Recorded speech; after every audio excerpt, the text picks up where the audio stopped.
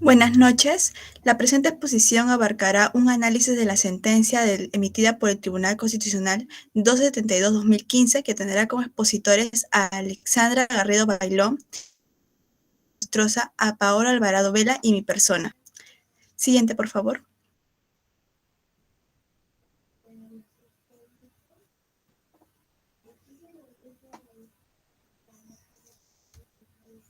Siguiente. Bien, respecto al resumen del caso, esta inicia con una demanda de amparo contra la Municipalidad del Callao, en el cual el Instituto de Defensa Legal de Ambiente y Desarrollo Sostenible Perú presenta una demanda de amparo que contenía el siguiente petitorio: que se incluya entre los requisitos para aprobación de licencias de instalación de estaciones y antenas de telefonía en el TUPA de la demandada, la emisión de un certificado ambiental de la autoridad competente, un estudio predictivo de radiaciones no ionizantes que permisibles, un estudio de impacto ambiental, así como el derecho a la participación ciudadana de los habitantes de la zona afectada. En tal sentido, solicitaba consecuentemente que se inaplique este procedimiento 15 de la sugerencia de obras privadas, puesto que requería como requisitos una carta de compromiso de prevención y para obtener una licencia de instalación de estaciones. Finalmente, planteaba que se ordene a la demandada que no se autorice ninguna licencia de funcionamiento mientras no se haya cumplido con incorporar los requisitos señalados en el primer petitorio. Siguiente, por favor.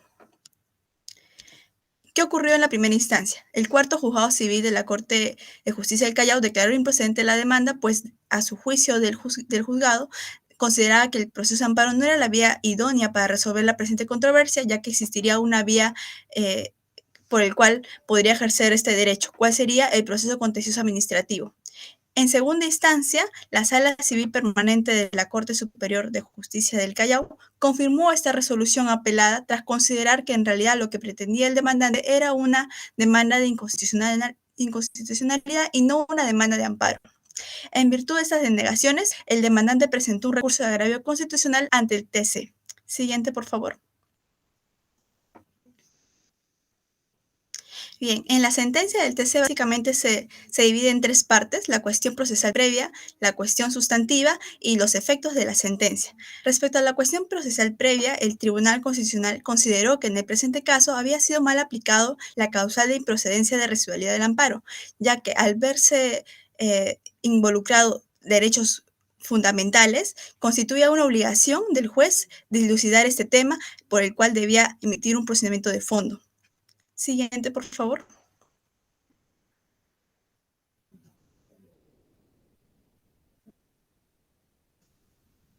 Siguiente. Gracias.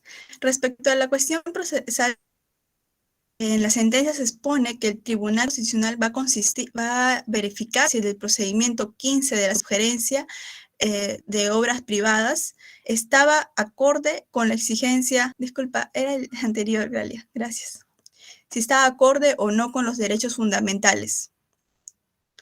Es así que luego de un análisis, el Tribunal Constitucional advirtió que los requisitos para conceder la autorización de instalación de estaciones y o antenas de base celular precautorio y tampoco al de prevención. Nos explicamos también más adelante. El siguiente, por favor, Galia.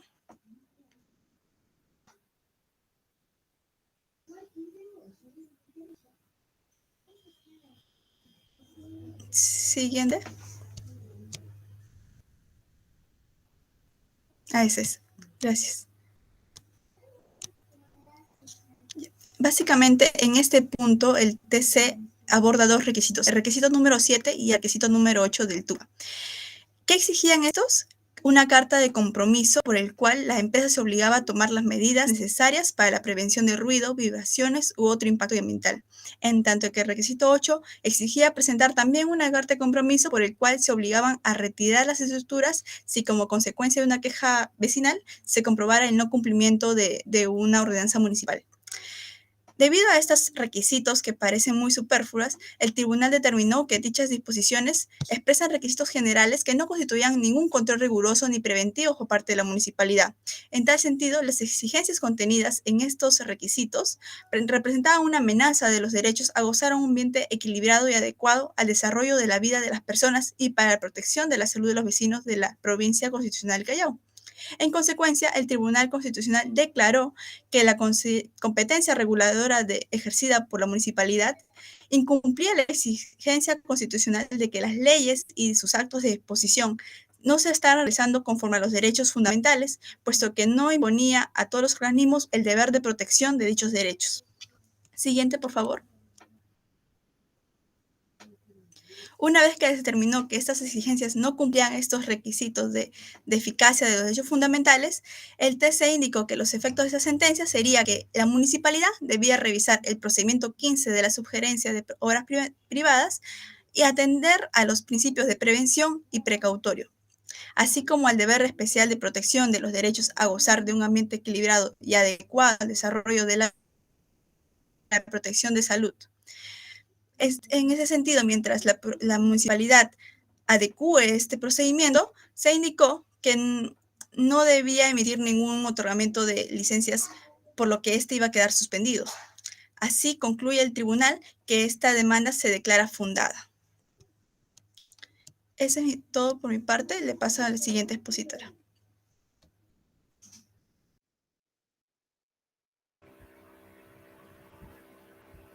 Bien, buenas noches. Continuando con la exposición, pasaremos al análisis de los argumentos en el cual el Instituto de Defensa Legal del Ambiente y Desarrollo Sostenible del Perú promueve el amparo con el fin de tutelar los derechos a gozar de un medio ambiente equilibrado y adecuado al desarrollo de la vida de las personas, ¿no? En general, claro que en este caso se hace alusión a la provincia constitucional del Callao.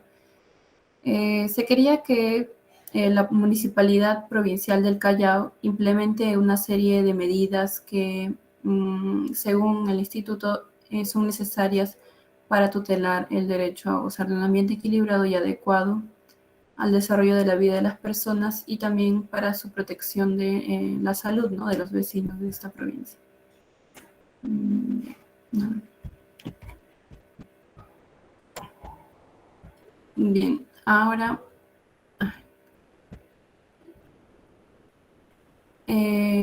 bien, pasemos a los fundamentos, ¿no? Se pone un principal énfasis en la dimensión objetiva del derecho fundamental a un ambiente equilibrado y adecuado, que hace alusión, pues, a los bienes o institutos jurídicos, ¿no? Para esto debemos entender que este derecho tendría, o todo derecho en realidad, tendría una dimensión subjetiva y objetiva, ¿no? Lo subjetivo haría alusión, pues, al sujeto titular, mientras que lo objetivo al objeto mismo de protección, ¿no? Estas mismas que van a ser consideradas como garantías subjetivas y también, por la dimensión objetiva, garantías institucionales. En cuanto a las garantías subjetivas, hacen alusión no solo a la protección de las personas, sino también a esa facultad que tienen los ciudadanos de exigirle al Estado determinadas prestaciones, ¿no?, concretas a favor de ellos. Y en cuanto a las garantías institucionales, si bien busca que se proteja determinados contenidos objetivos que están en la Constitución, también se pueden exigir leyes, pues, que sean conformes, ¿no?, a estos derechos fundamentales y de cierta manera también imponer a los organismos públicos que deben proteger tales derechos, y ello también se extiende para la sociedad en general. Bien.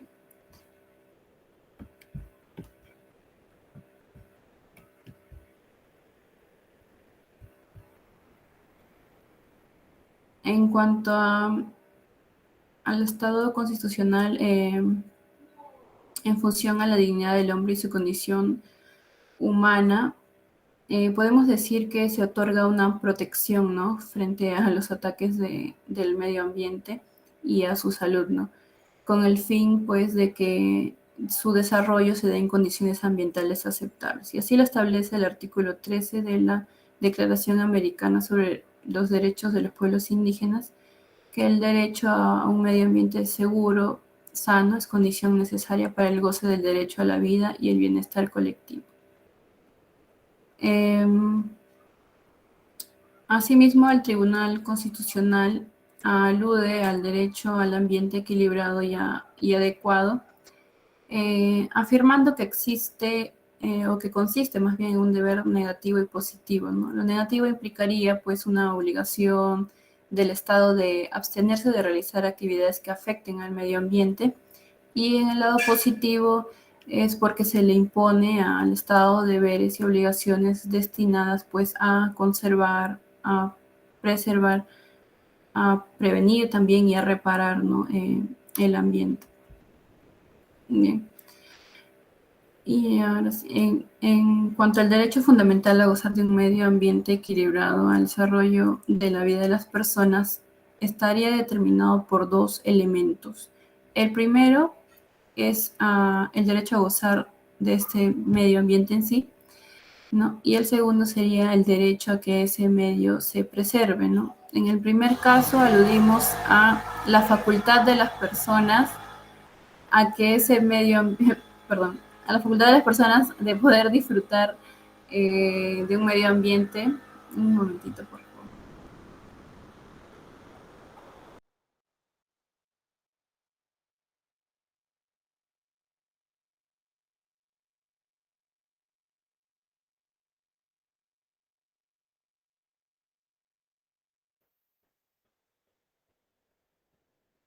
Ya, ahora sí. Ya, en el primer caso, con respecto al derecho a gozar de un medio ambiente, de ese medio ambiente, no implica la facultad de las personas de poder disfrutar un medio ambiente con todos los elementos que implica y que se desarrolla de manera natural y armónica.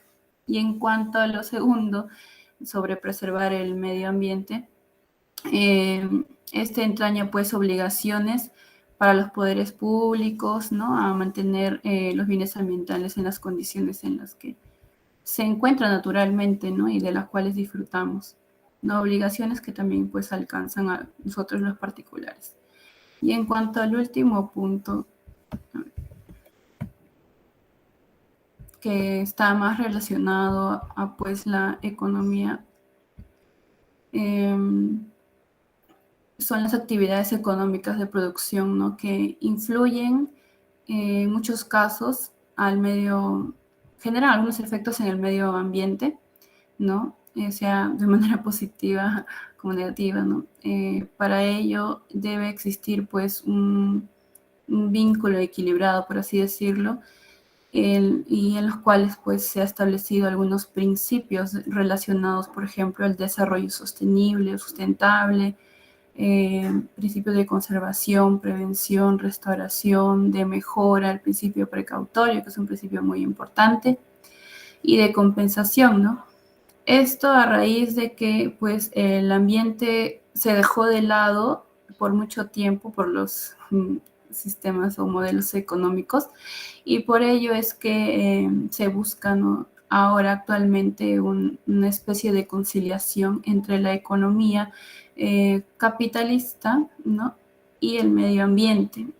Y es por eso que también se intenta pues brindar como que una especie de ambientalismo económico. Sin embargo, en la práctica se sigue dejando de lado al medio ambiente, pues precisamente estos conceptos como desarrollo sostenible, sustentable, tienen un contenido en sí más económico que de materia ambiental propiamente dicha.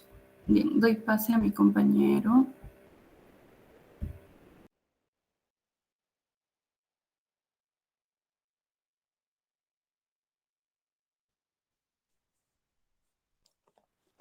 Bien, ¿qué tal? Buenas noches. Continuando con esta presentación, en esta oportunidad voy a referirme de manera breve a los aportes de la sentencia que se está comentando. Si bien es cierto, las que me han antecedido han dado, por ejemplo, los argumentos de la sentencia o han analizado los argumentos que que se tocan de manera más profunda, quizás, en la sentencia. Consideramos que el aporte más significativo de esta sentencia es quizás la mirada que se le da al principio precautorio, de una forma un poco más desarrollada, pero también cabe mencionar que se hace referencia también al otro principio, al de precaución, perdón, al de prevención. En ese sentido, si bien es cierto en la sentencia misma no es oportuno quizás dar un paso atrás para analizar más o menos cómo es el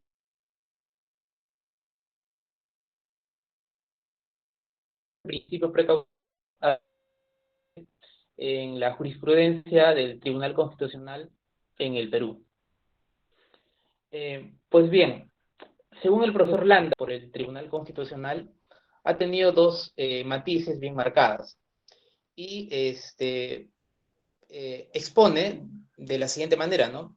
Menciona que más o menos por el año 2004, 2003, el Tribunal Constitucional concebía el principio precautorio desde una postura maximalista, ¿no? Y posterior a ello, más o menos en los años 2007, 2008, hasta la actualidad, el tribunal ha cambiado más o menos la dirección de concebir el principio precautorio, dándole una mirada un poco más minimalista. Estas dos posturas pasaré a explicar a continuación. Cuando nos referimos que el TC en un primer momento adoptó una postura maximalista del principio precautorio, hace referencia a que, por ejemplo, lo que busca, digamos, al aplicarse el principio precautorio es alcanzar un nivel de riesgo cero. Haciendo un paréntesis, como podemos comentar, el principio precautorio es aquel instrumento jurídico con el cual ante algún daño que no se sabe a ciencia cierta si es que puede ocasionar, cuál es el alcance del daño que puede ocasionar, por ejemplo, alguna actividad industrial,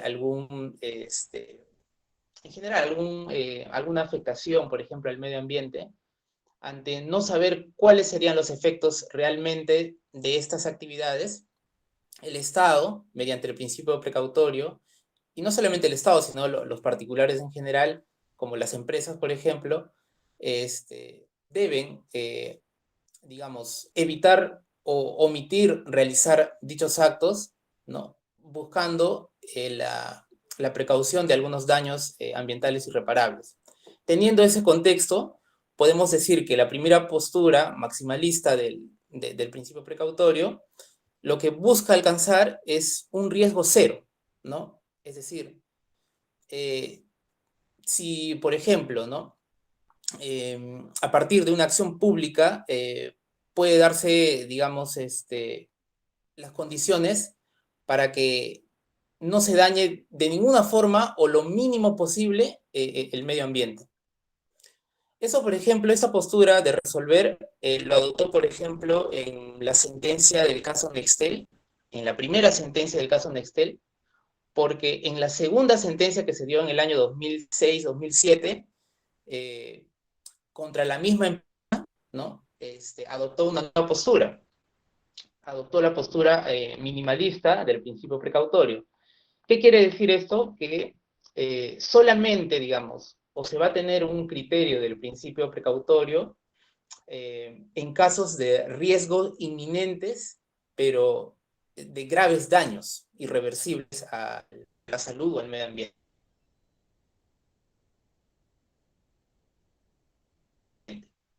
Entonces, cuando se presente esta situación de graves daños irreversibles, es ahí donde se va, digamos, a aplicar el principio precautorio.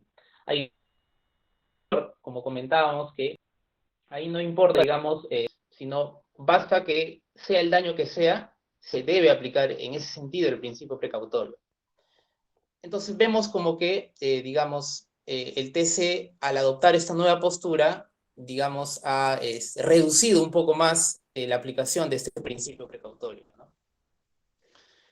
Bien, teniendo esa postura, la actual sentencia en comentario se adopta por la segunda postura del principio precautorio, digamos, ¿no? Que es la postura minimalista, ¿no? Entonces, y digamos, el aporte de esta sentencia es justamente arraigar e incidir nuevamente en cómo se debe concebir en estos casos, por ejemplo, de colocación de antenas, digamos, una zona urbana o en cualquier otra zona, el Estado no puede dejar de adoptar conductas preventivas, ¿no? Y precautorias, obviamente. En ese sentido, vuelvo a, digamos, para concluir, de alguna otra forma, con esta sentencia, lo que se hace es recordar, arraigar nuevamente cómo debe entenderse este principio, ¿no? Eso sería, digamos, el aporte un poco más, de manera un poco más simple. Bueno, daré pase a la siguiente expositora para que pueda terminar con la presentación. Ya, buenas noches. Con respecto a las conclusiones de la sentencia, lo que podemos mencionar es que el colegiado va a favor de lo que es la defensa del derecho a gozar de un ambiente equilibrado y adecuado al desarrollo de la vida de las personas y por ende la protección de la salud. Es así que se le ha ordenado a la Municipalidad Provincial de Callao suspender el procedimiento de otorgamiento de licencias para la instalación de antenas de telefonía celular, radares u otros similares, y la modificación e implementación normativa de ordenado que viene a ser el procedimiento 15 de la sugerencia de obras privadas establecidos en su TUPA, y así como modificar los requisitos para el otorgamiento de licencias que autorizan la instalación de estaciones y antenas de base celular, radares u otros aparatos similares en propiedad privada, imponiendo requisitos más técnicos y requisitos técnicos rigurosos y específicos. Es que al final se declara esta sentencia por mayoría, esta sentencia de amparo a favor de ITLAS Perú, solicitando, ¿no?, estos nuevos requerimientos en el TUPA, así como que este estudio predictivo de radiaciones no ionizantes no debe superar los límites máximos permisibles y que se debe implementar el estudio de impacto ambiental, así como el derecho de la participación ciudadana de los habitantes en la zona afectada por estos proyectos de antenas en la propiedad. Asimismo, este proceso tiene, ¿no?, hasta 6 meses para que se dé la modificación, y mientras tanto que se emite esta nueva normativa, la municipalidad no puede otorgar nuevas licencias hasta cumplido con estos nuevos requisitos. Y pese a que el Tribunal Constitucional reconoce que en la actualidad no existe un consenso científico en torno a si dicha radiación realmente ocasiona daños a la salud de las personas o si altera el desarrollo equilibrado del medio ambiente, y como se ha explicado anteriormente, el Estado debe tomar una actitud preventiva y precautoria frente a este fenómeno. Es así que si bien el Estado no puede garantizar que las personas se desarrollen en un medio ambiente sano, sí pueden exigir que el Estado adopte todas las medidas necesarias de prevención para que se haga lo posible, ¿no? Es así que se estima que la protección del medio ambiente sano y adecuado no solo es una cuestión de reparación frente a daños ocasionados, sino que también es relevante con respecto a la prevención de los daños que puedan suceder. Y eso sería todo con respecto a la sentencia. Muchas gracias.